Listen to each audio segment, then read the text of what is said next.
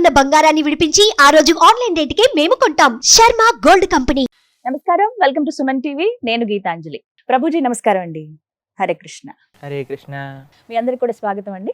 ప్రభుజీ, ముందుగా నా ప్రశ్న, ఆడవాళ్ళు పీరియడ్స్ లో ఉన్నప్పుడు ఆలయాలకు వెళ్ళకూడదు అనేది ఎప్పుడు ఒక క్వశ్చన్. అందరికీ తెలిసిందే ఇది, ఎందుకంటే ఇళ్లలోనే పక్కన కూర్చోబెడతారు. ఇంట్లో కనీసం దీపం పెట్టే ప్రదేశానికి కూడా వెళ్ళనివ్వరు, ఆ గాలి కూడా తాకనివ్వని ప్లేస్ లో కూర్చోబెడతారు. అయితే దీని మీద ఒక పెద్ద డిబేటే జరుగుతుందండి. గత కొద్ది రోజులుగా చూస్తున్నాం. కొన్ని ఇష్యూస్ ఎలా అంటే, అదేం తప్పులేదు, చేసుకోవచ్చు, చక్కగా పూజ దానిదే ఉందంటారు కొంతమంది. దేవాలయానికి వెళ్ళే ఏం కాదంటారు కొంతమంది. లేదు వెళ్ళకూడదని, వెళ్ళొచ్చని, అది కూడా 3 days అని, 5 days అని, ఇలా రకరకాల డిస్కషన్లు ఎప్పుడు జరుగుతూనే ఉంటాయి. అసలు ఇలాంటి సమయంలో ఎందుకు పూజించొద్దని చెప్పారు? ఫస్ట్ ఆ రీజన్ తెలుసుకోవాలనుకుంటున్నాను. ఇప్పుడు ఒక మాతృమూర్తిగా మీకు తెలుసు, ఆ సమయంలో we don't feel like doing anything. Doctors అందరూ ఏమంటారంటే రెస్ట్ తీసుకోండి అని చెప్తారు. బీ కంఫర్టబుల్, బీ హ్యాపీ అని అంటారు.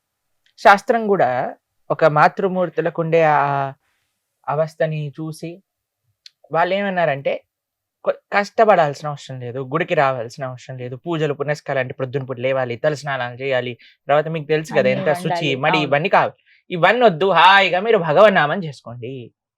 భగవన్నామానికి ఏ అవస్థలో ఉన్నా సరే ఏం పర్వాలేదు. ఇప్పుడు చూడండి, ద్రౌపదీదేవి వస్త్రాభరణాని కోసం కురుసభకి లాగినప్పుడు అదే అవస్థలో ఉండింది. కానీ ఆవిడ హే ద్వారకా నిలయాచ్యుత గోవింద పుండరీకాక్ష అంటే భగవంతుడు రాలేదండి. అంతను లేదు నేను 5 రోజుల తర్వాత వస్తానన్న. పరమాత్మకి ఏమీ డిఫరెన్సియేషన్ లేదండి. మనకి సామాజికంగా, మానసికంగా, ఆరోగ్యపరంగా ఆలోచించి ఒక వ్యవస్థ పెట్టారు. ఇప్పుడు చూడండి, ఒక వ్యక్తి మరణించాక కొన్ని రోజుల పాటు ఆరాధన చేయకూడదు, 10 రోజులు. ఎందుకంటే వాళ్ళు ఎక్సెసివ్ గా బాధలో ఉంటారు ఆ సమయంలో. ఇప్పుడు పూజ చేయాలి, దీపం పెట్టాలి, అవి చేయాలి ఇవి చేయాలి అంటే వాళ్ళు ఆ బాధలో చేయలేరేమో అని ఈ 10 రోజులు చేయకనానా అని చెప్పారు. నీకు 25 రోజులు ఆరాధన చేసుకోవడానికి, 25 రోజుల్లో నేను గుడికి వెళ్ళను, కానీ ఇదే టైంలో గుడికి వెళ్తాను. కొన్ని ఆలయాలలో స్త్రీలని అలౌ చేయరు అని కొన్ని ఆలయాల్లో నియమాలు ఉన్నాయి, వాళ్ళ నియమాలు. లేదు, మేము వెళ్ళి తీరుతాం. ఎక్కడ మనకి కొన్ని ఆలయాలు ఉన్నాయి, అక్కడ కేవలం స్త్రీలే ఆరాధన చేస్తారు, స్త్రీలకి ఎలౌడ్ ఉంటుంది, పురుషులకి ఎలౌడ్ ఉంటుంది. కొన్ని దగ్గర వ్యవస్థని గౌరవించడం, భక్తి అంటే ఏంటో తెలుసా అండి, శాస్త్రాన్ని గౌరవించడం, వ్యవస్థని గౌరవించడం, ఇది అన్నిటికంటే ముఖ్యంగా మనం తీసుకోవాలి. ఎప్పుడైతే మనం పెద్దల పట్ల నమ్మకం ఉంటుందో, పెద్దలు చెప్పిన మాట ఎప్పుడైనా సరే మనకి మంచిది యాక్సెప్ట్ చేయడం ఫస్ట్ లక్షణం అన్నమాట. కాబట్టి ప్రతిదానికి మనం రెబెల్ అయిపోయి నేను ఇది చేసే తీరుతాను అని అనుకుంటే ఇంకా అలాంటి వాళ్ళని ఎవరు కాదు. కానీ ఆలయంలో కొన్ని వ్యవస్థలు ఉన్నాయి, శుచి శుభ్రత అవన్నీ ఉంటాయి. వాటన్నింటినీ పాటించుకొని 5 days రెస్ట్ తీసుకొని చక్కగా భగవన్నామం చేసుకుంటూ ప్రవచనం వింటూ ఉండండి, భగవద్గీత భాగవతం వింటూ ఉండండి. భగవన్నామం చెప్పడానికి, ప్రవచనాలు వినడానికి ఎటువంటి ప్రాబ్లం లేదు. చక్కగా 24 గంటలు భగవన్నామ స్మరణ చేసుకోవచ్చు. ఆ సమయంలో చక్కగా ప్రవచనాలు వినటం, దాంట్లో ఎటువంటి ప్రాబ్లం లేదు. 2 విషయాలు చేయకూడదు ఏంటి అంటే, భగవంతుడి ఆరాధన, ఆలయానికి వెళ్ళటం, ఈ 2 ఆపేసండి, మిగతా అన్ని చేసుకోండి బ్రహ్మాండం. తెలిసి తెలియకుండా ఒకవేళ ఆలయంలో ఉన్నప్పుడు అలా జరిగింది అనుకోండి, తెలియక చేసిన తప్పుకి అయిపోయింది నువ్వు పదా అని పట్టుకుంటాడండి భగవంతుడు. కృపా స్వరూపం, భక్తవాత్సల్యుడు అండి ఆయన. తెలియక చేయని తప్పుకి ఏమీ ప్రాబ్లం ఉండదు. తెలిసి తప్పు చేయకూడదు, అది గుర్తుపెట్టుకో. ఆ సమయంలో కనీసం మీరు దైవనామ స్మరణ కూడా చెయ్యొద్దు, ఏ చాంటింగ్స్ గానీ ఏవి చెయ్యొద్దు అని కొంతమంది. భగవన్ నామానికి, మంత్రం కాదు, భగవన్ నామానికి ఎటువంటి రూల్స్ కూడా లేదు. హరే కృష్ణ కృష్ణ కృష్ణ హరే హరే, హరే రామ రామ రామ హరే హరే, ఇది షోడసాక్షర నామ్నాం కలి కల్మషనాశనం నాతర పరతరోపాయ సర్వవేదేషు దృశ్యతి. ఈ నామాన్ని మీరు ఎంత చేస్తే అంత మంచిది, బ్రహ్మాండంగా చేసుకోవచ్చు, ఎటువంటి ప్రాబ్లం లేదు. కాబట్టి శాస్త్ర, మన ధర్మము వాజ్ జస్ట్ కన్సిడరేట్. కాబట్టి ఆ శాస్త్రాన్ని ఇచ్చిన ఆ వాక్కుని మనం గౌరవిస్తూ మనం ఆలయానికి, భగవత్ సేవకి, భగవత్ ప్రత్యక్ష ఆరాధనకి దూరంగా ఉండి భగవన్నామస్మరణకి, భగవంతుడు చెప్పిన చక్కటి ప్రవచనాలు వినటంలో ఎటువంటి ప్రాబ్లం లేదు. చక్కగా వివరించారు ప్రభుజీ. అది కొందరు ప్రశ్నలు అడిగేందుకు సిద్ధంగా ఉన్నారు. ముందుగా మీ పేరు, ఎక్కడి నుంచి వచ్చారు, మీ ప్రశ్న. హరే కృష్ణ గారు, నా పేరు వీర్నాథ్, మేము ఇక్కడ హైదరాబాద్ వస్తున్నాం. సో నా ప్రశ్న ఏంటంటే, ఆలయాలకు వెళ్ళినప్పుడు హారతిపల్లెంలో దక్షిణ వేయకపోతే కొంతమంది అర్చకులు తక్కువ చూపుతో చూస్తారు, అంటే మా భక్తుల మనోభావాలు దెబ్బతినేలా చూస్తారు. సో దీని కారణంగా పేదవారి రావడం సంఖ్య తగ్గిపోతూ వస్తుంది. సో దీనికి మీరు ఏం చెప్తారు? నేను ఒక విషయం చెప్తానండి. ఆలయంలో అర్చకత్వం చేయటము, భగవంతుణ్ణి చూసుకోవటం, భగవంతుడికి ప్రొద్దున్నుంచి రాత్రి దాకా కైంకర్యములు చేయటం, వచ్చే వందలాది మంది భక్తులకి తీర్థ ప్రసాదాలు ఇవ్వటం, ఆలయంలో ఉండే ఉత్సవాలు చూసుకోవటం ఎంత కఠినమైన విషయం తెలుసా అండి? మనము ఎక్కడికి వెళ్ళినా సరే, ఇప్పుడు ఒక హోటల్కి వెళ్ళారనుకోండి, వాళ్ళు అడక్కకుండా మనం టిప్ పెట్టేసి వస్తాం. హోటల్ వాడు ఎంత డబ్బులు అక్కడ వేస్తే హోటల్లో బేరం ఆడతారా మీరు ఎప్పుడైనా? ఇది 250 రూపాయలు కట్టలేను, 200 కడతానండి అంటారా? లేదండి, మేము టిప్ ఇవ్వకుండా హోటల్ నుంచి వస్తారు చాలా మంది. అదొక ప్రెస్టేజ్ గా, తప్పకుండా నేను ఇంత టిప్ ఇస్తాను, పక్కన వాడు ఇంత ఇస్తే నేను ఇంత ఇస్తాను అని పెట్టేసి వస్తాను. కానీ నాకు అర్థం కాని విషయం ఏంటి అని అంటే, ఎక్కడ డబ్బులు పెట్టడానికి సంకోచించని వాళ్ళు కేవలం ఆలయంలో అర్చకుడికి ఇవ్వడానికి ఎందుకు ప్రాబ్లం? అర్చకుడు ఏదైనా చేసుకోవచ్చండి జీవితంలో. మంచి సాఫ్ట్వేర్ ఉద్యోగం చేయొచ్చు, ఎంతో లెక్చరర్ అవ్వచ్చు, ప్రొఫెసర్ అవ్వచ్చు, ఏదైనా అవ్వచ్చు. అన్నిటినీ వదిలేసి ఒక అర్చకత్వం చేస్తూ భగవంతుణ్ణి సేవ చేస్తూ ఒక ఆలయ వ్యవస్థని కాపాడే వ్యక్తికి ఇవ్వటంలో ఏంటండి నష్టం చెప్పండి? అన్ని చోట్ల ఇస్తున్నామే, మనం ఆలయంలో ఎందుకు ఇవ్వద్దు? నిజంగా చెప్పాలి అని అంటే, ఇప్పుడు ఒకళ్ళు చెప్తుంటే మేము విన్నాం, అర్చకులకి ఇప్పుడు పెళ్ళవటం చాలా కష్టం అంట. ఎందుకంటే అందరు అంటున్నట్ట, పరోహిత్యం చేస్తే మేము పెళ్లి చేసుకోము, మాకు కూడా సాఫ్ట్వేర్ జాబ్ వాళ్ళు కావాలి అని. కాబట్టి ఎంత అన్యాయం చెప్పండి. ఇప్పుడు అర్చకులందరూ కూడా వేరే వేరే జాబులు చేసేస్తున్నారు అనుకోండి, అప్పుడు ఆలయాన్ని చూసుకునేది ఎవరు? మన సనాతన ధర్మం ముందుకెళ్ళేది ఎలా వెళ్తుంది? ఎంతో మంది మేము దక్షిణ భారతదేశంలో మందిరాలకు వెళ్ళినప్పుడు అమెరికాలో పెద్ద పెద్ద జాబులను వదిలేసి సనాతన ధర్మ పరిరక్షణ కోసం ఆలయ వ్యవస్థ నడవాలి అని వాళ్ళ పూర్వీకుల ఆరాధన చేసే ఆలయంలోకి వచ్చి సేవలు చేస్తున్నారు. శ్రీరంగ క్షేత్రంలో మొన్న మేము వెళ్ళినప్పుడు ఇద్దరు అక్కడ తలిగ స్వాములను కలిసామన్నమాట. వాళ్ళకి పెద్ద లక్షల రూపాయలు ఉండే ఒక జాబ్ వదిలేసుకొని వాళ్ళ ఆలయంలో భగవంతుడికి నైవేద్యాలు తయారు చేస్తున్నారు. ఎందుకు? ఆ సేవ కంటిన్యూ అవ్వాలి. మేము చేయకపోతే నెక్స్ట్ జనరేషన్ ఎలా చేస్తుంది? కాబట్టి ఫస్ట్ మనం అర్చకులను గౌరవించడం నేర్చుకుందాం. భగవంతుడి పట్ల మనం చూపించే ప్రేమ, మనకుండే గౌరవం, ఫస్ట్ ఆయనని ఆరాధన చేసే వ్యక్తి ద్వారా మనం భగవంతుడి దగ్గరికి వెళ్ళటం నేర్చుకోవాలి. కాబట్టి ఎప్పుడు కూడా చూడండి, ఆయన అవుట్ రైట్ గా మీరు చెప్పినట్టు జనాల్ని కోపం చేయకూడదు, అది కూడా మంచి విషయం కాదు. కానీ మనమే ప్రేమతో ఆ అర్చకుడికి ఇచ్చి దండం పెట్టి, అయ్యా నువ్వు నిరంతరం 24 గంటలు భగవంతుడు సేవ చేస్తున్నావు కదా, నీ ఆశీర్వాదం ఉంచు, నువ్వు బాగుండాలి అని ఒక 10 రూపాయలు మీకు తోచినంత డబ్బులు ఇవ్వటంలో ఏంటండి కష్టం చెప్పండి? మనం అన్నిటికీ ఇవ్వడానికి సిద్ధం అవుతున్నామే. దేనికి ఎవరైనా సరే బయటకు వెళ్ళినప్పుడు మనం దేనైనా చెప్తున్నావా? సినిమా టికెట్ వాడికి చెప్తున్నావా? లేదు. వాడు ఎంత ప్రైస్ చెప్తే వాడు. హోటల్ వాడికి చెప్తున్నావా? ఎంత ప్రైస్ చెప్తే వాడు. అన్ని చోట్ల ఉంటుంది. కానీ ఆలయానికి వచ్చేసరికి ఎందుకు అందరూ ఆలోచిస్తారో నాకు అర్థం కాదు. కాబట్టి మేము ఎక్కడికి వెళ్ళినా సరే, మీకు ఒక విషయం చెప్తాను, మేము ఎక్కడికి వెళ్ళినా సరే, ఏ ఆలయంలో దర్శనం చేసుకున్నా సరే, నిజంగా చెప్పాలంటే మాకు జేబులు లేవు, డబ్బులు ఉండవు, అయినా సరే మా పక్కలుండే మాతో పాటు వచ్చే భక్తులు నేను అడిగి మేము ఆ అర్చకుడి యొక్క చేతిలో పెట్టి వాళ్ళ ఆశీర్వచనం స్వీకరిస్తాను తప్పకుండా. కాబట్టి అది మంచి పద్ధతి. ఆలయ వ్యవస్థ నడవాలి, ఆలయ వ్యవస్థలో భగవంతుడి యొక్క సేవ నడవాలి అని అంటే ఇవ్వటంలో ఎటువంటి తప్పైతే నాకు కనిపించదండి. మీరేమంటారు? సంతోషం. Right, okay. మరొక ప్రశ్న. పేరు సూర్య, నేను ఏలూరు జిల్లా నుంచి వచ్చాను. మనం ఎదుటి వారితో స్నేహం చేయాలంటే అతను మంచివాడో చెడ్డవాడని ఎలా తెలుసుకోవాలి? చాలా మంచి ప్రశ్న. Qualities. Friend in need is a friend in deed అని అంటారు. ఇప్పుడు చూడండి, మనకేమనిపిస్తుందంటే ఫ్రెండ్షిప్లో మనం ఏం చేసినా నువ్వే తోపురా, నువ్వే హీరోరా, నువ్వేది కావాలంటే అది చేయరా అని మనల్ని ఇచ్చేసే వాళ్ళే మనకి నిజమైన ఫ్రెండ్ అని అనిపిస్తుందండి.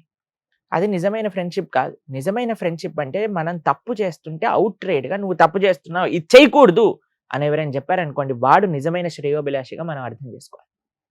ఎవరైనా అన్నారనుకోండి, ఏయ్ నువ్వు సిగరెట్ తాగావా, రే తాగురా, అప్పుడే నువ్వు మొగాడివైతే సిగరెట్ తాగు అని అన్నారనుకోండి, వాడు నీ ఫ్రెండ్ కాదు. ఎవరైతే మనం తప్పుడు అలవాట్ల నుంచి మనల్ని బయటపడేస్తారో, ఎవరైతే మనం తప్పు చేస్తుంటే మనల్ని సంస్కరిస్తారో, ఎవరైతే నిక్కచ్చుగా, ఇప్పుడు చూడండి చాలాసార్లు ఏమవుతుంది అని అంటే, ఎవరి దగ్గర అయితే డబ్బులు ఉంటారో వాళ్ళ దగ్గర అందరు వ్యక్తులు ఉంటారు. మనం చిన్నప్పుడు ఒక నీతి పద్యంలో చదువుకుంటాం కదా, ఏ బావిలో అయితే నీళ్లు ఉంటాయి అక్కడే కప్పలన్నీ ఉంటాయి. ఒకసారి బావి ఎండిపోయింది అనుకోండి, కప్పలని వేరే దగ్గరికి వెళ్ళిపోతాయి. మనం చూడాల్సింది ఏంటి అంటే, నా కోసం వస్తున్నారా, నా దగ్గర ఉండే వస్తువుల కోసం వస్తున్నారా అని చాలా ఈజీగా తెలిసిపోతుందండి. ఎవరైనా మనకి what they are giving us, ఏదైనా వాల్యూ మన జీవితంలో యాడ్ చేస్తున్నారా మనం ఒకసారి పరిశీలన చేసుకోవాలి. లేదు ఒక పారాసైట్ జలగా అంటారు చూడండి, అది కూర్చొని రక్తం అంతా పీకేస్తుంటుంది. ఫోన్ చేసి 1000 రూపాయలు అయ్యి, 2000 అయ్యి, 500 అయ్యి అని 24 గంటలు మనల్ని అడుగుతున్నాడా? అందుకే మనకంటారు, ఎంతమంది నీతోటి ఉన్నారు అని ఎలా తెలుస్తుందంటే, నీవు ఒక కంట్లో నుంచి ఒక కన్నీటి దార కార్చినప్పుడు ఎంతమంది చేతులు వస్తాయి దాన్ని తుడపడానికి, అంతమంది నీతోటి ఉన్నవాళ్ళు అని చెప్తారు. అంతేకానండి మన ఫేస్బుక్లో 5000 ఫ్రెండ్స్ ఉండటం వల్ల, వాట్సాప్లో మనకి 5000 కాంటాక్ట్స్ ఉండటం వల్ల మనం పొందేది ఏం లేదండి. అందులో ఒక్క వ్యక్తి అయినా సరే మనకి మంచి చెప్పేవాడు ఉన్నాడు అనుకోండి, వాడు నిజమైన ఫ్రెండ్. మీకు ఒక విషయం చెప్పాలా, అందరికంటే మన బెస్ట్ ఫ్రెండ్ ఎవరైనా ఉన్నారంటే అది భగవంతుడే. ఎందుకంటే ఆయన ఒక్కడే నిజంగా ఒక జీవుణ్ణి మంచి మార్గంలో నడిపించడానికి ఎప్పుడు మన హృదయంలోనే ఉంటూ మనల్ని మంచి సజెషన్స్. మీకు ఎప్పుడైనా మీరు ఏదైనా పని చేయాలనుకున్నప్పుడు ఇన్నర్ వాయిస్ అని ఒక మనసులో నుంచి ఒక శబ్దం వినిపిస్తుంది అందరికీ, ఒరే ఇది మంచిరా, ఇది చెయ్యి, ఇది చెడు, ఇది చేయకూడదు. కానీ మనం ఏం చేస్తాం, వాడు నూరు చూసి మన పని మనం ఏం కావాలంటే అది చేసుకుంటుంటాం అన్నమాట. నిరంతరం కాన్స్టెంట్గా మనకి మంచి సజెషన్స్ ఇస్తున్నవాడు మన హృదయంలోనే పరమాత్మ. ఆయన నిజంగా మన బెస్ట్ ఫ్రెండ్ అన్నమాట. Krishna is our best friend.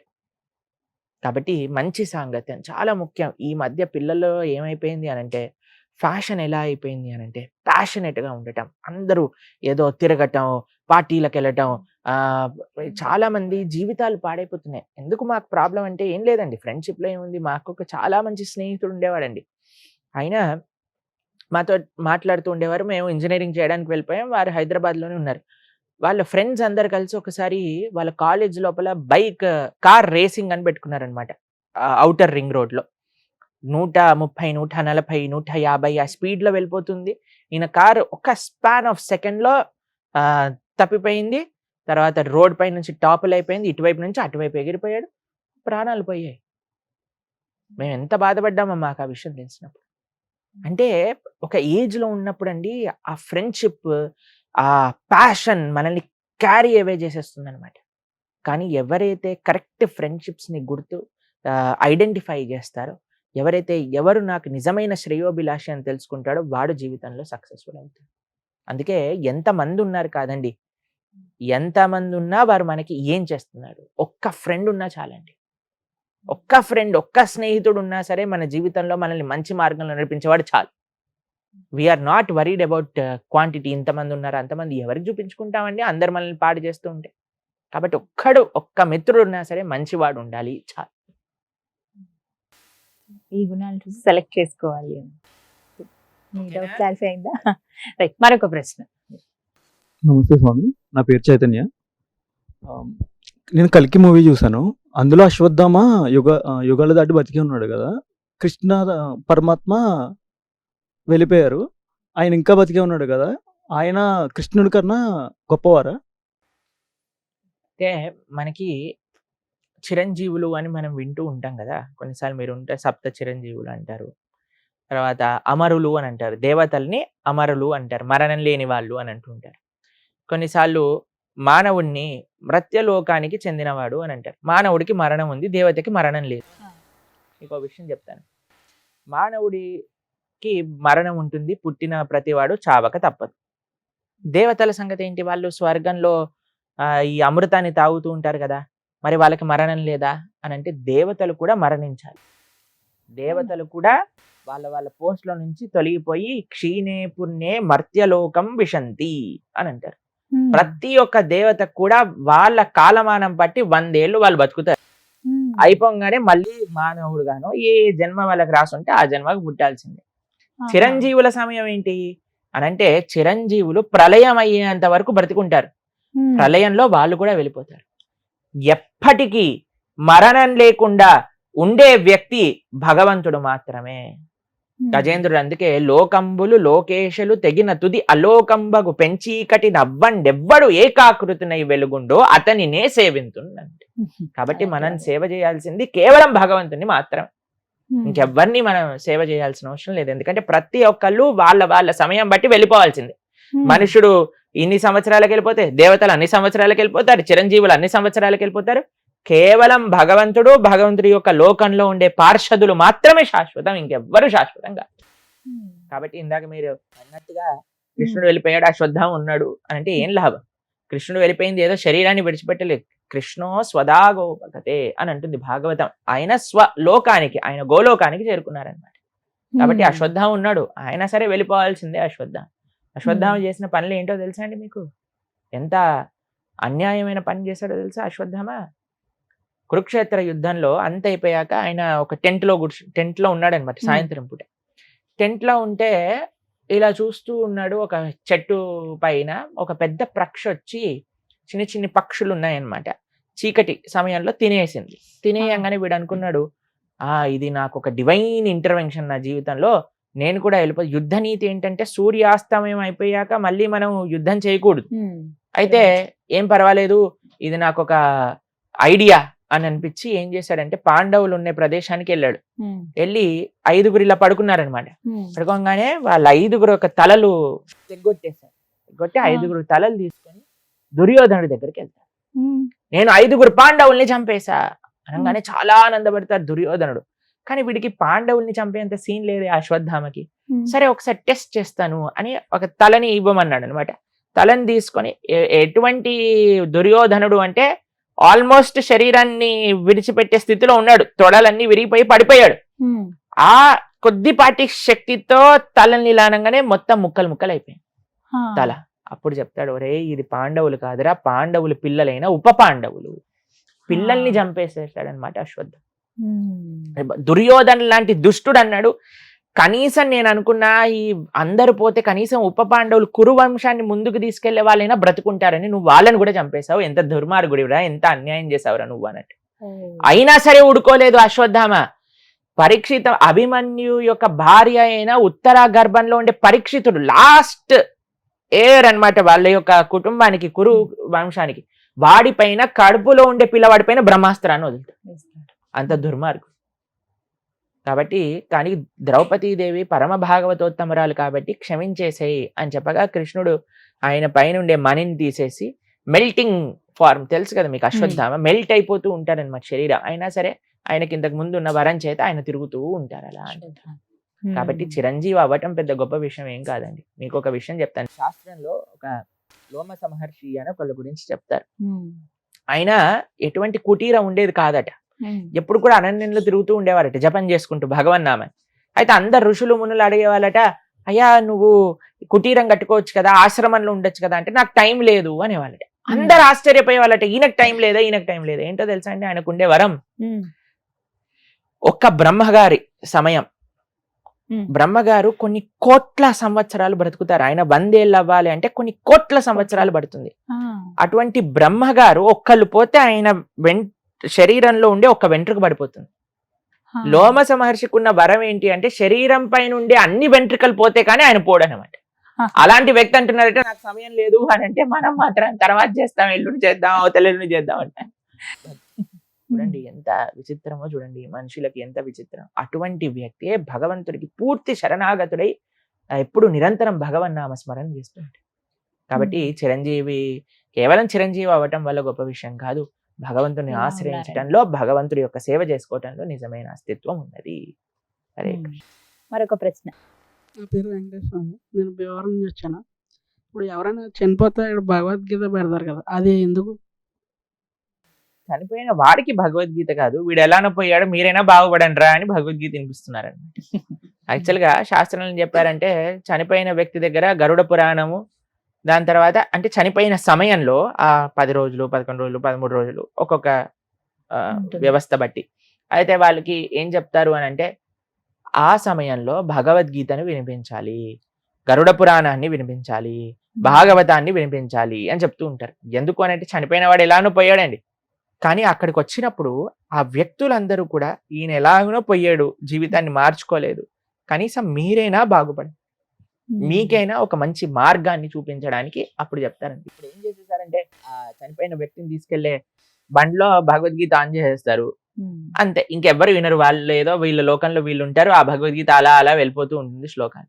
Bhagavad Gita శ్లోకాలు చెప్పడం ముఖ్యం కాదు, భగవద్గీత ప్రవచింపజేయాలి. ఎందుకు భగవద్గీత అని అంటే, మీరు చూడండి, ఒక మషీన్ కొన్నా, ఒక ఫోన్ కొన్నా, ఒక వాచ్ కొన్నా, ఒక ల్యాప్టాప్ కొన్నా, ఏది, ఒక గ్రైండర్ కొన్నా, ఓవెన్ కొన్నా, ఏది కొన్నా సరే దాంతో పాటు ఒక మాన్యువల్ వస్తుంది. మాన్యువల్ చూసామనుకోండి, ఆ మషిన్ ఆపరేట్ చేయడం చాలా ఈజీ అనమాట. మొన్నే మేము ఒక డివైస్ తో చాలా స్ట్రగుల్ అయ్యాం, ఏం చేయాలి, ఎలా పెట్టాలి, ఏం అర్థం కావట్లేదు. ఎప్పుడైతే మాన్యువల్ చూసామో చాలా ఈజీగా తెలిసిపోయింది ఎలా చేయాలి అని. అలానే మన మానవ శరీరం కూడా ఒక యంత్రం లాంటిదే. ఆ యంత్రం ఎలా యూజ్ చేయాలో చెప్పింది భగవద్గీతలో. మానవ శరీరానికి ఒక మాన్యువలే భగవద్గీత. ఈ వ్యక్తి ఎలానో పోయాడు, బాగుపడలేదు, కనీసం వచ్చిన వారైనా వింటారేమో. ఎందుకంటే అండి, ఒక వ్యక్తి చనిపోయినప్పుడు ఆయన వ్యక్తిని కాల్చేటప్పుడు అందరికీ ఒక రకమైన వైరాగ్యం కలుగుతుంది. చూసారా, ఈయన ఇంత సంపాదించాడు, ఏమి తీసుకెళ్ళలేదు, ఏమి పట్టుకొని వెళ్ళలేకపోయాడు, అన్నిటిని ఇక్కడే వదిలేశాడు, కనీసం బట్టలు కూడా ఉండవండి, అలా కాల్చేస్తాడు వ్యక్తిని. కాబట్టి ఏది మనతోటి రాదు. తల్లి గర్భం నుండి ధనము తేడెవ్వడు, వెళ్ళిపోయేడి నాడి వెంటరాడు. కాబట్టి ఆ సమయంలో అందరూ కూడా ఏంటి ప్రపంచం, ఏంటిది అనే ఒక ఆలోచనలో ఉన్నప్పుడు భగవద్గీత, భాగవతం, గరుడ పురాణం ఎప్పుడైతే వాళ్ళు వింటారో, దాంట్ లోపల ఉండేవి తెలుసుకుంటారో, లేదు నేను ఈ వ్యక్తిలా ఉండకూడదు, నేను మారాలి, నేను మంచి కార్యాచరణ చేయాలి, ఇప్పుడు నేను చేస్తున్న తప్పులు తెలుసుకొని మంచి మార్గంలో ముందుకెళ్ళాలి అనే ఒక ప్రేరణ కలగడానికి అనమాట భగవద్గీత, భాగవతం చెప్పేది. కాబట్టి కేవలం ప్లే చేయకూడదండి. ఒక మంచి భక్తుణ్ణి, శాస్త్ర పరిజ్ఞానం కలిగిన పండితుణ్ణి తెచ్చి భగవద్గీత, భాగవతమో, గరుడ పురాణమో ప్రవచింపజేస్తే అందరు వచ్చి కూర్చొని విని వారి జీవితాన్ని మార్చుకుంటే మంచిది. అందుకోసం భగవద్గీత చెప్పించండి అని చెప్తారు. కానీ అది కాస్త మారిపోయి ఎవరైతే చనిపోతారో అక్కడ మాత్రమే నెంబర్ 1 కదండి అన్ని సాంప్రదాయాల్ని పాడు చేసేయటంలో. కాబట్టి మనిషి తెలుసుకొని ఎప్పుడైతే మారుతారో అప్పుడే మన ధర్మం అనేది ముందుకెళ్తుంది. ఓకే, మరొక ప్రశ్న. హరే కృష్ణ గురుజీ, నా పేరు గణేష్, సత్యసాయి జిల్లా నుంచి వచ్చాను నేను. నా ప్రశ్న ఏంటంటే, మానవులు చనిపోయాక కొంతమంది స్వర్గానికి వెళ్తారు, కొంతమంది నరకానికి వెళ్తారు కదా.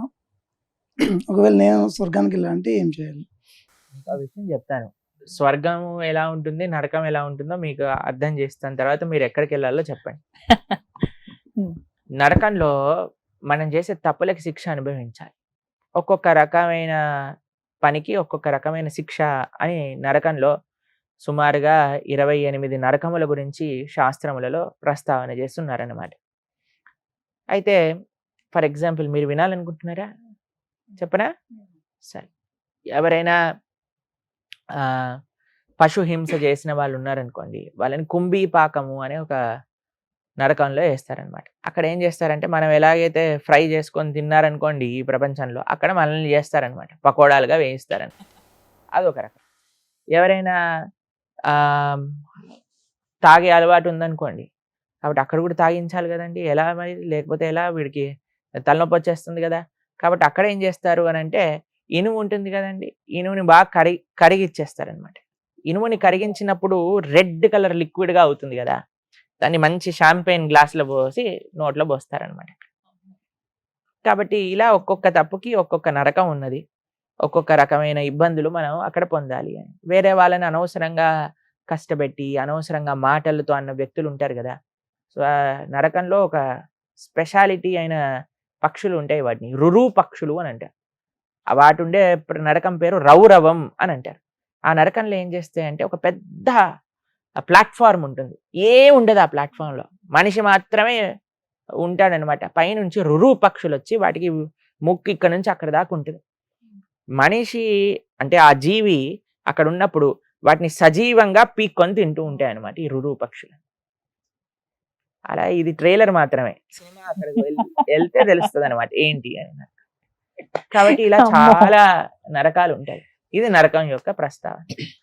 స్వర్గం ఎలా ఉంటుందో చెప్తాను. ఇప్పుడు నువ్వు వారం రోజులలో కష్టపడ్డ డబ్బులన్నీ పెట్టుకొని, ఈ వారం చాలా టయర్డ్ అయిపోయాను, నా ఫేవరెట్ హీరో సినిమా రిలీజ్ అయింది కాబట్టి నేను కొనుక్కొని సినిమాకి వెళ్తాను అని సినిమా కొనుక్కొని, పాప్కార్న్ కొనుక్కొని, కూల్ డ్రింక్ కొనుక్కొని అన్ని కూర్చొని చూసాం అనుకోండి, చాలా మంచి సినిమా అనుకోండి. ఏమనిపిస్తుంది నీకు సినిమా అయిపోయాక? అబ్బో అయిపోయిందా, అప్పుడే అయిపోయింది ఏంటి, ఇక్కడ కూర్చున్నాను అయిపోయింది, అంతేనా? ఎంజాయ్ చేసావు కానీ ఏమైపోయింది, ఇంత తొందరగా అయిపోయిందా అని అనిపిస్తుంది. అంతేనా? స్వర్గంలో ఎలా ఉంటుందట, నువ్వు భూలోకంలో ఇంత పుణ్యం చేశాను అనుకోండి, స్వర్గంలో నీ అనుభవం ఇంతసేపే ఉంటుంది. నువ్వు ఇక్కడ ఇంత పాపం చేసావు అనుకోండి, నరకంలో కష్టం ఇంత అనుభవించాల్సి వస్తుంది. దానికి రెట్టింపు కష్టం నరకంలో అనుభవించాల్సి వస్తుంది. ఇంత పుణ్యం చేసాం అనుకోండి, స్వర్గంలో ఇంతే అనుభవించాల్సి వస్తుంది. ఈ రెంట్లో ఏది బాగుందంటే రెండూ బాగాలేదు, రెండూ మంచిది కాదు. అందుకే మనకంటారు స్వర్గము వద్దయ్యా నీకు నరకము వద్దు. ఈ రెండు ప్రదేశాలు చాలా మంది చాలా మటుకు చాలా మంది రిలీజియన్స్ లో కేవలం స్వర్గం నరకం ప్రస్తావనే ఉంది, అండ్ హెవెన్. అవునండి. కానీ మన సనాతన సంస్కృతిలో ఒక స్పెషల్ ఆఫర్ ఉంది. ఏంటో తెలుసా అండి? స్వర్గము వెళ్ళినా వేస్టే, నరకము వెళ్ళినా వేస్టే. భగవంతుడి యొక్క లోకానికి వెళ్తే, ఏ లోకానికి వెళ్ళినా సరే, ఆ బ్రహ్మ భువనాలోక పునర్ ఆవృత్తిను అర్జున మాముపేత్యతు కౌంతేయ పునర్జన్మ న విద్యతే. భగవంతుడు శ్రీకృష్ణ పరమాత్మ ఉన్న ప్రదేశానికి వెళ్ళారనుకోండి, మళ్ళీ తిరిగి రావాల్సిన అవసరం ఉండదు. ఆ పరమాత్మ లోకంలో ఒక విచిత్రం ఉంది. ఏంటో తెలుసా అండి? అక్కడ మనకి కష్టం లేదు, ఇసుమంత కష్టం కూడా ఉండదన్నమాట. ఆ లోకం ఎటువంటిది అని అంటే కేవలం అత్యున్నతమైన ఆనందంతో కూడుకున్న లోకం. టైం బౌండరీ లేదు. స్వర్గంలో నీ టైం అయిపోయిందని బయటపడేస్తాడు స్వర్గంలో ఉండేవాళ్ళు, తన్ని మరి బయటకు వెళ్ళి కొట్టేస్తారన్నమాట. అయిపోయిందిరా నీ టైం, పో కిందికి భూలోకంలోకి వెళ్ళి మళ్ళీ ఇక్కడికి వచ్చి ఇక్కడ అనుభవించు అని చెప్తారు. కానీ ఒక్కసారి మనం వైకుంఠానికి వెళ్ళాం అనుకోండి, అక్కడ నుంచి మళ్ళీ కిందికి రాము.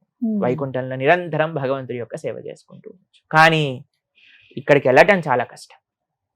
అమెరికాకి వీసా రావాలంటే చాలా కష్టం చూడండి. అలా వైకుంఠానికి వీసా రావాలి అంటే చాలా కష్టపడాలి. ఏం కష్టపడాలి అని అంటే ధార్మికంగా ఉండాలి. ఈ కలియుగంలో కలోదోష నిదేరాజన్ అస్తి ఏకోన్మహాన్ గుణాన్ కీర్తనాతేవ కృష్ణస్య ముక్త సంగ పరం వ్రజేత్ అని అంటే, వైకుంఠానికి వీసా కావాలి అంటే భగవంతుడి యొక్క నామ నిరంతరంగా జపం చేయాలి, మంచి ఆచరణ ఉండాలి, మంచి వ్యక్తుల యొక్క సాంగత్యంలో ఉండాలి, మంచి గురువుని ఆశ్రయించాలి, చక్కగా భగవద్భక్తి మార్గంలో ముందుకెళ్ళాలి. అప్పుడు స్వర్గం వద్దు మనకి, నరకం వద్దు, వైకుంఠానికి వెళ్ళచ్చు. హరే మరొక ప్రశ్న. గురూజీ, నా పేరు శివ, పెద్దపల్లి డిస్ట్రిక్ట్ నుంచి వచ్చాను. నా ప్రశ్న ఏంటంటే, ఇప్పుడు నిత్యం దేవాలయానికి వెళ్ళేటప్పుడు మనం మాంసాహారం తింటే దేవాలయకు రావద్దని చెప్పేసి అంటారు. ఇప్పుడు రాముడు అలాంటి వాడే మాంసాహారం తినని చెప్పేసి అంటారు. ఇప్పుడు మన దేవాలయాలు కూడా దేవుని దగ్గర మాంసంతో మేకతోటి చేస్తారు కదా. అలాంటప్పుడు భక్తులు మేము పోతే మమ్మల్ని లోపలి గుడిలోకి రానివ్వరు. సో అది రీజన్ దేవుడు రావద్దని చెప్పేసి అన్నారా? భక్తులం భక్తులు అన్న మరుక్షణం ఎవరిని హింస పెట్టని ప్రవృత్తి కలిగిన వాడే భక్తుడు. ఇప్పుడు చూడండి, మీరు ఒక వ్యక్తి అన్నారనుకోండి, నాకు మీరంటే చాలా ఇష్టం అండి అని అన్నారనుకోండి. మీ పిల్లలు రాగానే పాట్ అని చంప మీదకి వెళ్ళి ఒకటి లాగి పెట్టారనుకోండి, అప్పుడు మీరు ఏమంటారు? ఓ నా భక్తుడు ఇరా నాన్న తండ్రి, ఏం పర్వాలేదు అంటారా? ఏమంటారు మీరు? జాగ్రత్తగా ఉండు, నా పిల్లవాడిని నువ్వు నా ఇంట్లో పలకరిస్తున్నావు అంటారు. అంతేనా అండి? భగవంతుడికి కేవలం నువ్వు నేను మాత్రమే సంతానం కాదండి. భగవంతుడికి ప్రతి జీవి కూడా సంతానం. అందరినీ సృష్టించింది భగవంతుడేనా అండి? కాబట్టి ఏ జీవినన్నా మనం హింస చేసినప్పుడు మనం భగవంతుడి యొక్క భక్తుడిగా ఎలా చెప్పుకుంటాం? మనం చెప్పుకోలేం. భక్తి అన్న మరుక్షణం ఏ ప్రాణిని హింస పెట్టము. అది ఫస్ట్ భక్తుడికి ఉండాల్సినది. అహింస. కృష్ణుడు ఎన్నిసార్లు భగవద్గీతలో ఈ విషయం చెప్పారు, అహింస అహింస అహింస. తెలిసి తెలిసి ఎవ్వరికి ఇబ్బంది పెట్టకూడదు. ఇది ముఖ్యమైన విషయం. ఫస్ట్. సెకండ్, ఇది రాముడు మాంసాహారాన్ని తిన్నాడు. మీకు ఒక విషయం చెప్తాను. రాముడు అయోధ్య నగరంలో అయోధ్య నగరాన్ని విడిచిపెట్టి అరణ్యవాసానికి వెళ్ళేటప్పుడు ఒక ప్రతిజ్ఞ చేస్తాడు. ఏమంటారో తెలుసా అండి? మీకు ఒక విషయం చెప్పానా? రాముడు మాట తప్పడెప్పుడు. ఈ విషయం తెలుసా మీకు? ఆయన ఇచ్చిన మాట, తండ్రి ఇచ్చిన మాట కోసమే ఆయన రాజ్యం వదిలేసి వెళ్ళిపోయాడు.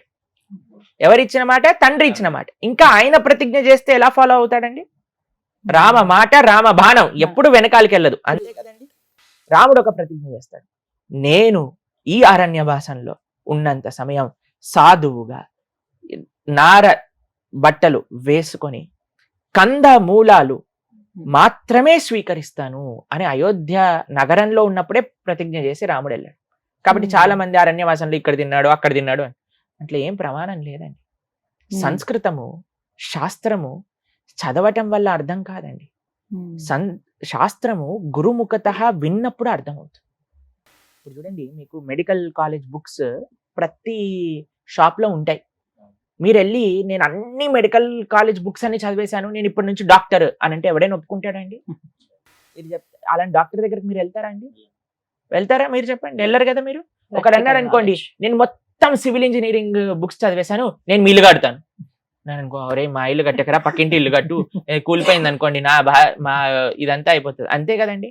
కాబట్టి చాలా మంది ఇలా మాట్లాడే వాళ్ళందరూ ఏదో వాళ్ళంతటా వాళ్ళు ప్రయత్నం చేసి ఇక్కడ అది ఉంది, అక్కడ ఇది ఉంది అని చెప్పేవాళ్ళు. కానీ ఎప్పుడైతే మనం ఆచార్య పరంపరాముఖతగా మనం తెలుసుకుంటాం, అందుకే కదా స్కూల్ ఎందుకు, కాలేజ్ ఎందుకు, ఇంత చదువుకోవటాలు ఎందుకు, టీచర్ దగ్గరికి వెళ్ళి యూనిఫామ్ వేసుకొని కూర్చొని టీచర్ చెప్పినట్టు విని చేతుల పైన కర్రతోటి దెబ్బలు తిని ఆ గుంజీళ్ళు తీసి బెడ్ పైన నించొని నీల్ డౌన్ చేసి ఎందుకు ఇన్ని కష్టాలు, ఇంత పెద్ద పెద్ద బ్యాగులు మోసి ఇంట్లోనే బ్రహ్మాండంగా కూర్చొని చదువుకోవచ్చు కదా. లేదు, ఒక డిసిప్లిన్ కావాలి, టీచర్ చెప్పింది వినాలి, ఆ శ్రద్ధ ఎప్పుడైతే ఉంటుందో అప్పుడే నీకు చదువు అబ్బుతుంది. కాబట్టి మనం కూడా ఎప్పుడైతే ప్రామాణికమైన ఆచార్య పరంపర ద్వారా కృష్ణుడేంటి, రాముడేంటి, వాళ్ళ తత్వములేంటి తెలుసుకుంటామో అప్పుడే మనం జీవితంలో బాగుపడాలి. రాముడు ఎప్పుడూ మాంసాహాన్ని తినలేదు. టెంపుల్స్ లో కూడా చేస్తారు కదా.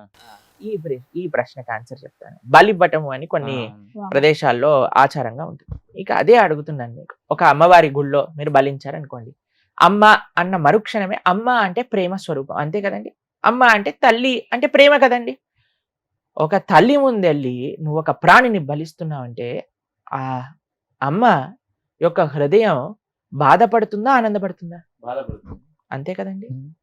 అసలు పశు బలి అని అంటారు. ఏంటి బలివ్వాలి అని కానీ మీరు ఆలోచిస్తే, పశువుని కాదండి, మనిషిలో కూడా పశువుగా ఉండే కొన్ని ప్రవృత్తులు ఉంటాయి. అందుకే మనం అంటాం కదండి, ఎప్పుడైనా ఎవరైనా పిచ్చి పిచ్చిగా బిహేవ్ చేశారనుకోండి, మనిషివా పశువువా అంటే. అవునా? తిట్టారా మీరు ఎవరైనా అలా? తిట్టారా మీరు? కాబట్టి మనిషివా పశువువా అన్న పశుత్వం ఉంది చూడండి, దాన్ని భగవంతుడికి బలివ్వాలి.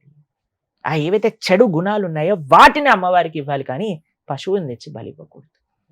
కాబట్టి అది చాలా తప్పు. ఎవ్వరూ దాన్ని స్వీకరించారు. కాబట్టి సాత్వికమైన ఆరాధన, సాత్వికమైన భగవద్ ఆరాధనే శ్రేష్టము. ఇది చాలా ముఖ్యం. హరే కృష్ణ. ఇంకొక క్వశ్చన్ అడుగుతారా ఎవరు? ఇప్పుడు మనం నిత్యం ఇంట్లో తాబేలు విగ్రహాన్ని పెడుతున్నారు దేవుని దగ్గర. కొంతమంది పెడుతున్నామో మంచి జరగదంటారు, కొంతమంది పెడుతున్నాం మంచిగా జరుగుతుంది అని చెప్పేసి అంటారు. ఇప్పుడు తాబేలు విగ్రహం దేవుని దగ్గర పెట్టుకోవచ్చా, పెట్టుకోకూడదా? తాబేలు ఉన్నా తాబేలు లేకపోయినా ఇంట్లో ధార్మికంగా ఉండకపోతే మంచి జరగదు. తాబేలు మన జీవితాన్ని నిర్ధారించదండి, మన మనస్తత్వం జీవితాన్ని నిర్ధారిస్తుంది. తాబేలు ఒకటి పెట్టేసుకొని నేను నచ్చినట్టు నేను ఉంటాను అని అంటే దానివల్ల తాబేలు ఏం చేయలేదు అటువంటి వాడిని. కాబట్టి కొన్ని సూచనలు ఉన్నాయి, కొన్ని పాజిటివ్ ఎనర్జీని వైబ్రేట్ చేసే కొన్ని విషయాలు చెప్తారు. ఇంట్లో దీపం పెట్టుకోవటం, ధూపం పెట్టుకోవటం, తర్వాత చక్కటి పుష్పములు ఉండటము, తాబేలు, జలము, ఇవన్నీ ఉండొచ్చండి. కానీ అన్నిటికంటే ప్రధానం ఏంటి అని అంటే ఇంట్లో ఏముండాలి అంటే భగవద్ ఆరాధన చేస్తూ ఉండాలి, ధార్మికంగా ఉండాలి. అటువంటి ఇంట్లో ఎవ్వడూ ఏం చేయలేదు. కానీ ఏ ఇంట్లో అయితే పూజ, ధర్మము, ధార్మికత, భగవన్నామము ఇలాంటివి ఏం లేవో అదంతా నెగిటివిటీ తోటి స్ప్రెడ్ అయిన ఇంట్లో తాబేలు పెట్టారనుకోండి, పాపం ఆ తాబేలు ఏం చేస్తుంది? తాబేలు అసలే మెల్లగా నడిచే ప్రాణాయ.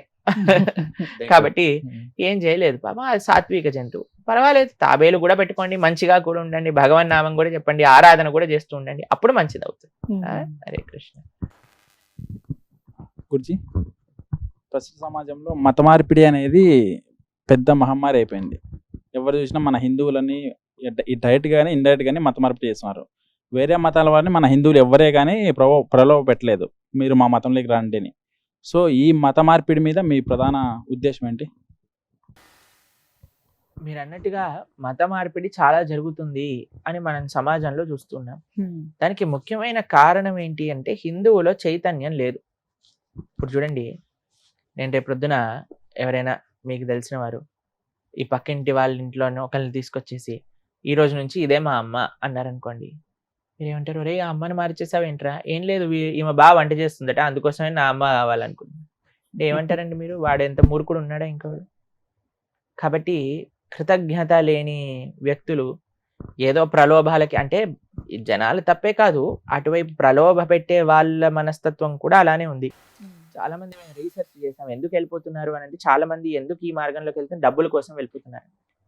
కాబట్టి ఎందుకు ఇలాంటి ఇవి చేస్తున్నారంటే వాళ్ళకి డబ్బులు కూడా ఇస్తారట. ఇంతమంది మారిస్తే ఇంత డబ్బులు ఇస్తాము, ఇంతమంది కన్వర్ట్ చేస్తే మీకు ఇంత కమిషన్ వస్తుంది. తెలుసా మీకు? ఇవన్నీ విన్నే ఉంటారు, మీ అందరికి తెలుసు కదా ఇక్కడ ఉన్న వాళ్ళందరికీ. కాబట్టి అదో బిజినెస్ అవుతుంది. ప్లస్ మీకు నిజంగా మారిన వాడి యొక్క మతాన్ని చెప్పుకోలేడు, ఎందుకంటే వాళ్ళకి వచ్చే రిజర్వేషన్స్, వాళ్ళకి వచ్చే పథకాలు అన్ని పోతాయి చెప్పుకుంటా.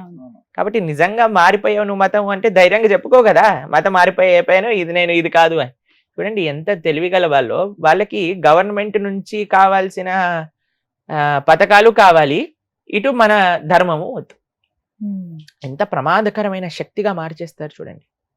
చాలా ప్రమాదకరమైన పరిస్థితి ఒకటి నెలకొల్లుతుంది. అన్నిట్లో ముఖ్యమైనది ఏంటి అంటే హిందువులలో చైతన్యం లేదు. ఎంతమంది మీరు భగవద్గీత చదివారా మీరు? అందుకే మరి వేరే వాడు చెప్పాం కానీ బాగుంది కదా అనిపిస్తుంది. మనల్ని మనం చదవకపోయాం అనుకోండి, వేరే వాడు చెప్పింది బాగా అనిపిస్తుంది కదా. మనం చదువుకుంటే మన విషయాలు మనం వింటే ఎంత బాగుండేది. వేరే వాడు వచ్చి ఇది ఇలా అదలా అని చెప్పినప్పుడు వాడికంటే ఒరే నీకంటే 100 రెట్లు నా గీతలో ఉంది చూపించనా అని చూపించచ్చు. వేరే వాళ్ళు అన్నారు అనుకోండి, ఈ నీళ్లు చల్లుతాయి, ఖర్చిప్పిస్తాయి, ఆయిల్ పూస్తాను, నీకు రోగాలు పోతాయి అని అంటే ఎలా నమ్ముతున్నారంటే జనాలను అసలు అర్థం కాదు నాకు. అంటే వారికి అసలు నిజంగా అంటే ఇంకితమైన కామన్ సెన్స్ ఉందా లేదా అనిపిస్తుంది కొన్ని.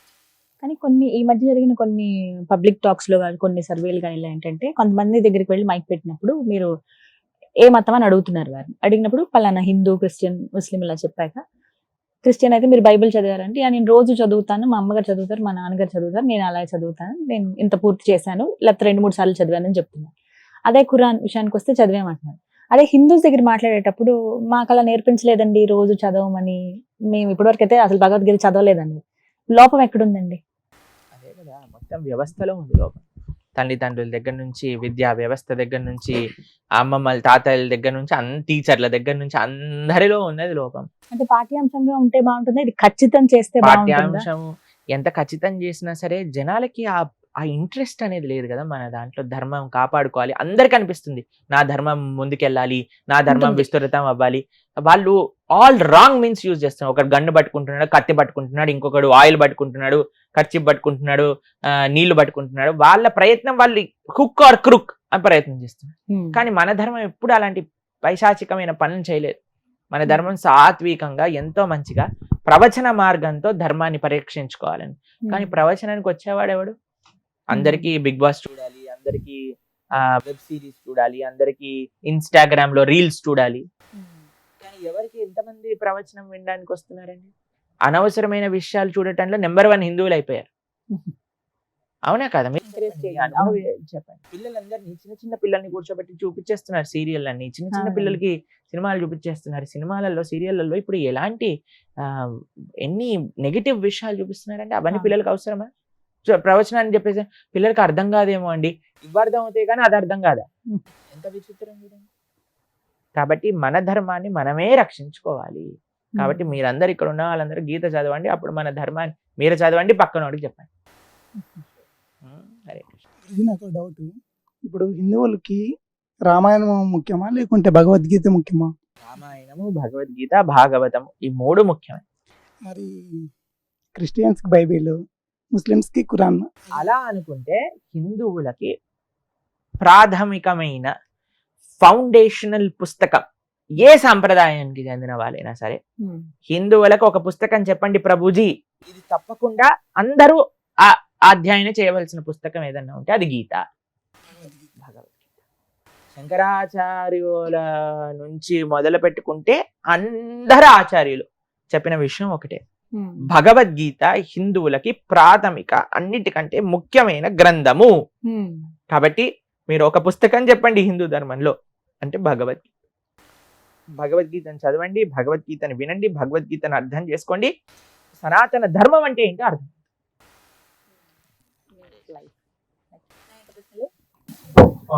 చనిపోయిన ఆత్మ వేరే లోకానికి చేరుతుంది కదా, ఇక్కడ మనం పిండ ప్రదానం చేయడం వల్ల ఆత్మ ఎలాంటి లాభం? చేస్తే వేరే లోకంలో అనేది. అమెరికాలో నీ ఫ్రెండ్ ఉన్నాడు అనుకోండి, లేదా మీకు చుట్టం ఉన్నారనుకోండి, ఆయనకి ఇండియన్ కరెన్సీలో డబ్బులు వేస్తే అక్కడ డాలర్లలో ఆయన డ్రా చేసుకుంటున్నాడు కదా. అలానే ఇక్కడ మనం పిండ ప్రదానం చేస్తే ఆ లోకంలో ఆ లోకం కరెన్సీగా మారుతుంది అనమాట. ఎందుకు చేయాలి అని అంటే ఇప్పుడు ఒక కృతజ్ఞతా భావం, అరే మన తల్లి తండ్రి నన్ను ఇంత పెంచారు కదా, వారికి ఒక మంచి చేయాలి, వారిని గుర్తుంచుకోవటం. సనాతన ధర్మము ఎంతో చాలా విశిష్టం అండి, చాలా విలక్షణమైనది. ఎందుకంటే ఆత్మ యొక్క శ్రేయస్సు ఎక్కడున్నా సరే ఆ ఆత్మ కోసం ఇస్తున్నా. ఆ వ్యక్తి వేరే జన్మలో ఉండొచ్చండి, కానీ ఈ పితృదేవతలందరికీ కూడా ఒక హెడ్ ఉంటాడు, ఆర్యమాన్ అని. ఆయన ఏం చేస్తారంటే పిల్లలు చేసే ఆ తర్పణాలు కానీ, ఆ కార్యములు కానీ, ఆ పుణ్యాన్ని మొత్తం కూడా తీసుకొని ఒక బ్యాంక్ లో పెట్టుకుంటారు అనమాట. మళ్ళీ ఈ జీవుడు వచ్చేసరికి ఈ పుణ్యాన్ని యాడ్ చేస్తారు దాంట్లో. యాడ్ చేసి అప్పుడు వాడు క్యాలిక్యులేట్ చేస్తారు, ఎన్ని రోజులు నరకంలో ఉండాలి, ఎన్ని రోజులు స్వర్గంలో ఉండాలి, ఎన్ని రోజులు ఇక్కడ బాధలు అనుభవించాలి. కానీ మనం ఎప్పుడు కూడా మన తల్లిదండ్రుల్ని తలుచుకుంటూ మంచి భగవద్భక్తిపరమైన కార్యములు చేస్తూ మంచి ధార్మికమైన కార్యక్రమాలు. చాలా మంది ఏం చేస్తారంటే చనిపోయిన వాళ్ళకి పూజ చేస్తూ ఉంటారు. చేయకూడదు. చనిపోయిన వాళ్ళకి పూజ చేయాల్సిన అవసరం లేదు. చనిపోయిన వారి తరపున మనం భగవంతుడికి, అయ్యా నేను మా అమ్మగారి తరపున నాన్నగారి తరపున నీకు ఈ ఆరాధన చేస్తున్నా, దీంట్లో ఉండే నువ్వు వాళ్ళ యొక్క ఆత్మలకి శాంతిని చేకూర్చుగాక, వారిని మంచి సద్గతులు పొందేటట్టుగా దీవించుగాక, వారి తరపున యాజ్ అ రిప్రజెంటేటివ్ మనం చేయాల్సిన అవసరం ఉన్నదన్నమాట. కాబట్టి ఇది చాలా ముఖ్యం. కాబట్టి మనం ఏదైతే మన పితృదేవతల కోసం, ముఖ్యంగా తల్లిదండ్రుల కోసం కానీ పూర్వీకుల కోసం కానీ ఎప్పుడు ధార్మికంగా ఉండాలి, మంచి పనులు చేస్తూ ఉండాలి. మనం ఏ మంచి పని చేసినా, ఏ దైవ కార్యం చేసినా సరే వాళ్ళని తలుచుకుంటూ చేయాలన్నమాట. అది way of showing our gratitude to them. ఇది మర్చిపోకూడదు. చాలా మంది ఇప్పుడు ఏమంటున్నారు తెలుసా అండి, తల్లిదండ్రులు మేము అంతిమ సంస్కారాలు కూడా చేయము, ఆర్గన్ డొనేషన్ చేసేస్తాము, పడేస్తాము అని. ఎందుకంటే వాళ్ళకి ఆ నమ్మకాలు లేదు. చాలా మంది తల్లిదండ్రులు వాపోతూ ఉంటారన్నమాట. కానీ సనాతన ధర్మంలో చాలా ముఖ్యం తల్లిదండ్రుల్ని గుర్తించుకుంటూ వాళ్ళ కోసం మనం ధార్మికంగా ఉండటము అని. గురుజీ, శ్రీరాముల వారికి ప్రియభక్తుడైన హనుమంతు గారు ఇంకా అక్కడ బతికే ఉన్నారు, హిమాలయం ఉన్నారు, ఇంకా భూమి మీద ఉన్నారు, మనం తలుచుకున్న వెంటనే వస్తారు అనేది ఒకటి ఉంది. సో హనుమంతుల వారు నిజంగానే బతికే ఉన్నారా? రఘునాథ కీర్తనం తత్ర తత్ర కృతమస్తకాంజలిం బాష్పవారి పరిపూర్ణలోచనం మారుతీం నమః రాక్షసాంతకం. ఇక్కడ మనం రామ రామ రామ అన్నా సరే మన పక్కనే వచ్చి హనుమ కూర్చుంటాడు. హనుమ చెప్పింది ఎక్కడ ఎక్కడ ఎత్ర ఎత్ర రఘునాథ కీర్తనం తత్ర తత్ర. అది కూడా మామూలుగా కూర్చోడట. కృతమస్తకాంజలిం, చేతులు జోడించి బాష్పవారి పరిపూర్ణలోచనం, నేత్రం నుంచి రాముడి పట్ల ఉండే ప్రేమను అసురు ధారలుగా కారుతూ కారుతూ, అయ్యో వీళ్ళు రాముడి గురించి మాట్లాడుకుంటున్నాడు, రామనామని చెప్తున్నారు, రామాయణం పఠిస్తున్నారు అనే ప్రేమతో ఉంటాడట హనుమ. కాబట్టి హనుమ ఎప్పటికీ రామనామం ఎంతవరకైతే భూమిపైన ఉంటుందో అంతవరకు హనుమ ఉంటాడు. ఎంతవరకు రామ భక్తులు ఉంటారో అంతవరకు హనుమ ఉంటారు. ఎంతవరకు రామాయణం చదువుతారో అక్కడి వరకు రామచంద్రమూర్తి ఉంటారు అనమాట. హనుమ ఉంటాడు. అందుకే భక్తులందరికీ చాలా మందికి చాలా ప్రియం హనుమ అంటే. ఎందుకు అంటే చాలా యాక్సెసిబుల్ అనమాట, చాలా యాక్సెసిబుల్ ఆయన యొక్క భక్తి. చూడండి, హనుమ దగ్గర ఒక స్వరూపం మీరు హనుమని చూస్తారు. ఒక దాంట్లో గద పట్టుకుంటాడు, ఒక చేత్తో సంజీవని పర్వతం పట్టుకుంటాడు, హృదయంలో రామచంద్రమూర్తి సీతమ్మ తల్లి ఉంటారు. ఏమి సూచిస్తున్నారు హనుమ అంటే, ఒక చేతిలో మనకి ధర్మాన్ని సంరక్షించడానికి కావాల్సిన శక్తి ఉండాలి. అది ఎలా వస్తుంది? మనం చేసే ఆధ్యాత్మిక సాధన వల్ల వస్తుంది. తర్వాత ఇంకో చేతిలో ఏమి ఉండాలి? సంజీవని. సంజీవని అంటే ఏంటి? రాముడు హనుమకిచ్చిన సేవ. ప్రతి ఒక్కరికి శక్తి కావాలి, సేవ కావాలి, మూడవది హృదయంలో భక్తి కావాలి. ఈ మూడిటికి ప్రతిరూపమే హనుమ. కాబట్టి హనుమ యొక్క ఆరాధన, హనుమకి ప్రార్థన చేయాలి నిరంతరం. స్వామి నీకున్న భక్తిలో ఒక చిన్న రేణు అంతా మనకు వచ్చినా సరే మన జీవితం తరించిపోతుంది అనమాట. కాబట్టి ఎక్కడెక్కడ హనుమంతుని యాక్సెస్ చేయాలంటే రాముడు భక్తుడిగా మారిపోవటం అంతే. హనుమ వచ్చి మన పక్కన ఉంటాడు. ఇప్పుడు మన రాముడి గురించి మాట్లాడుతుంటే అక్కడెక్కడో ఉండుంటాడు, హనుమకు కూడా నమస్కారం చేసుకోవాలి. అరే కానీ హనుమాన్ అని అనగానే చదువుకునే రోజుల్లో ఎవరో ఒక అతను వెళ్ళి హిమాలయాల దగ్గర ఫోటో తీశారని ఒక ఫోటో బాగా వైరల్ అయిందండి. హనుమంతులు ఇప్పటికీ అలా ఉన్నారు, పుస్తకంలో రామ రామ అని ఇలా చదువుతున్నారు. ఉండడం వల్ల మనకేం వచ్చిందని మన పక్కన ఉన్నారని చెప్తే ఇంకా బాగుంది కదా. హనుమ ఉన్నాడు పక్కన, అది మనం యాక్సెస్ చేయాలని సులువుగా. పిల్లలకి పెద్దలకి అందరికి ఇష్టమే. ఎవరన్నా సరే రాముడు నామని చెప్పేవాడు ప్రతి ఒక్కడు హనుమకి ఫేవరెట్. కొంచెం భయం వేసినా ఫస్ట్ తలుచుకునేది ఆయన్నే కదండి. జై హనుమాన్. గురుజీ, త్రేతాయుగంలో రాముడు తండ్రి ఇచ్చిన మాట కోసం వనవాసం వెళ్ళాడు. కానీ ఇప్పుడు చూస్తే కొడుకులు తండ్రిని కాళ్ళతో తన్నేటోళ్ళు ఉన్నారు. అటువంటి వాళ్ళ కొడుకు నుంచి ఇటు మారడానికి కారణం ఏంటి? ఎందుకంటే ఆ తండ్రి రాముడు గురించి పిల్లలకి చెప్పలేదు కాబట్టి. ఎవరైతే పిల్లల్ని రామాయణం చెప్తూ రాముడు ఇలాంటి వాడు, కృష్ణుడు ఇలాంటి వాడు అని చెప్పి పెంచాను అనుకోండి, మనకి దుస్థితి వచ్చేది కాదు. ఎందుకంటే రామచంద్రమూర్తి తన తండ్రి ఇచ్చిన మాట కోసం జీవితంలో సకల ఆనందాలన్నీ వదిలేసుకొని వెళ్ళిపోయాడు. అన్నయ్య పోతున్నాడు కదా అని లక్ష్మణుడికి ఏం సంబంధం లేదు. పాపం ఈ లిటిగేషన్ లో ఆయన రాలేదు, ఆయన పేరే లేదు ఈ కేసులో. అయినా సరే ఆయనంతటా ఆయన నేను అన్నయ్య ఎక్కడ ఉంటే అక్కడే ఉంటాను అని ఈ ప్రపంచంలో అన్నా తమ్ముళ్ళు ఆస్తి కోసం చంపుకోవడానికి అయినా సిద్ధమయ్యే ఈ ప్రదేశంలో ఈ రోజులలో నాకొద్దంటే నాకొద్దు అని కొట్లాడుకున్నారు రామచంద్రమూర్తి భరతుడు. ఒకళ్ళు వచ్చి భరతుడికి ఇవ్వాలి అంటే నాకొద్దు మా అన్నయ్యది, నేను ఎప్పుడు కూడా మా అన్నయ్య దాసుడినే, మా అన్నయ్యకి ఇవ్వాలి. లేదు లేదు భరత నువ్వు తీసుకో, లేదు లేదు అన్నయ్య నువ్వు తీసుకో. పాపం లక్ష్మణస్వామి వెళ్ళి అమ్మని అడిగాడు. రాముడు అనుకున్నాడు అమ్మకి వెళ్ళి చెప్పు మీ అమ్మ పర్మిషన్ తీసుకొని రా అని. అమ్మ దగ్గరికి వెళ్తే అమ్మ అన్నది అయ్యా అమ్మ నేను వెళ్ళాలా రాముడితో? అడగటం ఏంటి అసలు, నువ్వు అడగటం తప్పు చేసావు. రాముడితో వెళ్ళాలి అని అడగకూడదు, వెళ్ళిపోవాలి. సరే నువ్వు అడిగావు కదా, నీకు ఇంకో విషయం చెప్తా. అయోధ్య మటవీం విద్ది రామం దశరథం విద్ది మాం విద్ది జనకాత్మజాం అయోధ్యాం అటవీం విద్ది అని చెప్పింది వాళ్ళమ్మ. ఏమని చెప్పిందో తెలుసా అండి సుమిత్రమ్మ? అయ్యా దశరథ మహారాజుని రాముడిలో చూసుకో, నన్ను సీతమ్మ తల్లిలో చూసుకో, అయోధ్యని అడవిలో చూసుకో, వెంటనే బయలుదేరి రాముడితో అని చెప్పి. ఎంత గొప్ప తల్లి చూడండి.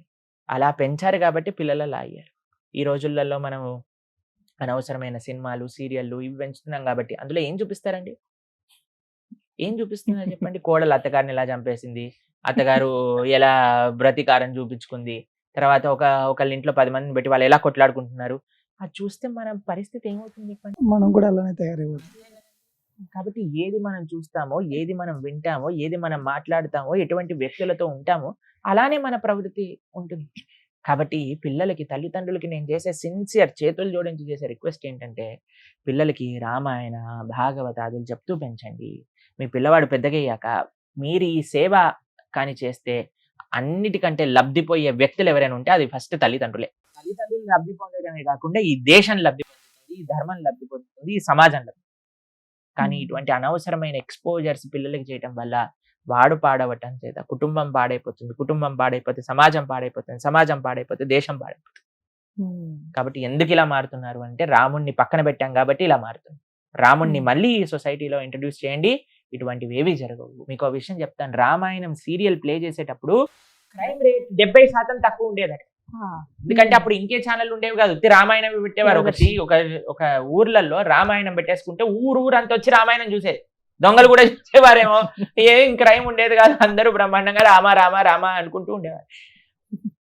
కాబట్టి ఏదైనా ఈ ప్రపంచంలో మనం వింటూ ఉంటాం రామరాజ్యం రావాలి, రామరాజ్యం రావాలి అంటే ఏంటి? రామరాజ్యం రావటం ఏంటి అంటే రాముడి యొక్క విలువలు అందరి లోపల ఉండాలి. రామాయణము రాముడి నడిచిన నడక, దాన్ని మనం ఇన్స్పిరేషన్ గా చూసుకొని రాముడు వెనకాల నడవాలి. అంతేనా? అరే ధన్యవాదాలు, మీ విలువైన సమయం ఇచ్చారు. వీళ్ళు అడిగిన ప్రశ్నలన్నిటి కూడా చాలా చక్కగా సమాధానం ఇచ్చారు. మిమ్మల్ని ఒప్పించుంటే క్షమించండి. హరే కృష్ణ. హరే కృష్ణ.